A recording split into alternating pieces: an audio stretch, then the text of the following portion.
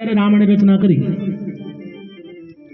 તો એમણે કાંડ શબ્દનો પ્રયોગ કર્યો છે કે બાલકાંડ, અયોધ્યાકાંડ,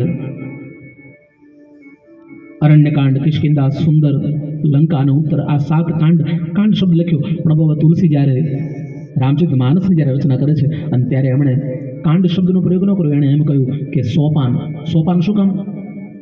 તો બાબા તુલસી એમ કહે છે કે કાંડ એટલે કે રામના જીવનમાં બનેલી ઘટના. વાલ્મીકીએ ઠીક કહ્યું છે કે કાંડ એટલે કે રામજીના જીવનમાં બનેલી ઘટના, પણ સોપાન શબ્દ એ છે કે બાબા તુલસી કહે છે કે આ તો ભગવાનને મળવાના, ઠાકોરજીના દર્શન માટે આ 7 પગથિયા આવશે. એટલે કે બાલકાંડથી લગાડી ઉત્તરકાંડ. વાલ્મીકીજી રામાયણ છે ને એમાં તમે જોજો જ્યારે કથાનો પ્રારંભ થાય ત્યારે અંતે ઉત્તરકાંડથી કથાનો પ્રારંભ થાય છે વાલ્મીકી રામાયણમાં. બાબા તુલસીદાસજી મહારાજ ઉત્તરકાંડ છેક છેલ્લે રાખ્યો છે કથામાં. જે 7 સોપાન છે, 7 કાંડો જે છે એમાંનો 7મો કાંડ ઉત્તરકાંડ.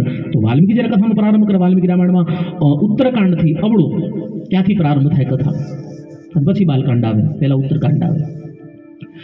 પણ બાબા તુલસી તો સરળ પ્રથા છે કે બાલકાંડ એટલે કે ભગવાનના કહેવાય છે કે જ્યાં એ જન્મોત્સવથી લગાડી અને ભગવાનના એ કહેવાય છે કે જ્યાં ઉદ્દેશ્યથી લગાડી અને યુવાનનું દર્શન અને ત્યારબાદ ભગવાનની વનવાસની કથા અને કહેવાય છે કે જ્યાં અનેક એવી કિષ્કિંધા કાંડની કથા, સુંદરકાંડની કથા અને ત્યારબાદ લંકાકાંડની કથા એટલે કે રાવણ આદિ રાક્ષસનો સંહાર કરી ભગવાન વળી પાછા અયોધ્યામાં પધારે. અને ઉત્તરકાંડમાં તો કે ભગવાન રામ રાજ્યાભિષેકની કથા છે એટલે કે ભગવાન રામજી રાજા બની જાય છેલ્લે. તો આ ઉત્તરકાંડ છે. તો બાબા તુલસી કહેવાય છે કે જ્યાં બાલકાંડથી લગાડી આ 7 પગથિયા જે છે બાલકાંડ, અયોધ્યાકાંડ, અરણ્યકાંડ અને કિષ્કિંધા, સુંદર, લંકા અને 7મું સોપાન ઉત્તર. એટલે બાબા તુલસી કહે છે કે જન્મોત્સવ લગાડીને ભગવાન ઠાકોરજી રાજા બને ત્યાં સુધી રામ રાજ્યાભિષેકનું દર્શન કરી અને પાછા ઉતરી શકીએ એવી પ્રથા બનાવી છે ઉત્તરકાંડમાં. એટલે કે કાગભૂષણજી મહારાજ અને ગરુડજી મહારાજની કથા છે એમાં ઉતરવાનો સંવાદ બતાવ્યો છે કે આ કથામાંથી ઉતરવું કેમ પાછું. તો રામજીના દર્શન કરી અને વળી પાછા ઉતરી શકે એવી વ્યવસ્થા આપી છે અહીંયા બાબા તુલસી રામચરિત માનસમાં.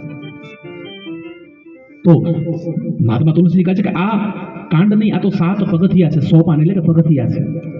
તો આ 7 જે કાંડો છે, 7 સોપાન છે, એમાં ભરપૂર ભગવાન રામચંદ્રજીનો મહિમા ગાયવો છે. એમાંનો પ્રથમ સોપાન એટલે કે બાલકાંડ.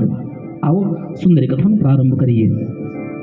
પણ કથાનો પ્રારંભ કરતી પહેલા 1 મિનિટ માટે હરિનામ સંકીર્તન.